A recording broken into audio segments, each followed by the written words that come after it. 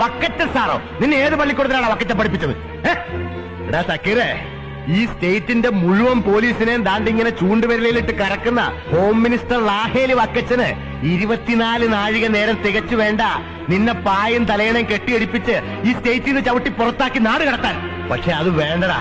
എടാ, റാഹേൽ വക്കച്ചന് പോസ്റ്റർ ഒട്ടിക്കാനും റാഹേൽ വക്കച്ചന് മുദ്രാവാക്യം വിളിക്കാനും റാഹേൽ വക്കച്ചൻ ഒലത്താം ഒലത്താം ഒലത്താം എന്ന് പറയുന്ന പട്ടയത്തിന് ഇരന്നു നിൽക്കുന്ന തെണ്ടികളുണ്ടല്ലോ, പ്രജകള്. ലക്ഷക്കണക്കിനുണ്ടടാ വക്കച്ചന്റെ പാർട്ടിയില്.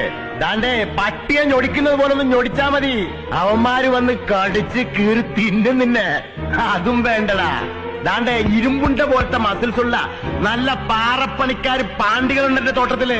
ആള് കോര ഫുള്ള് വെച്ച് വാങ്ങിച്ച് അവർ അണ്ണാക്കയിലോട്ട് ഞൊട്ടിച്ചു കൊടുത്താ മതിയടാ.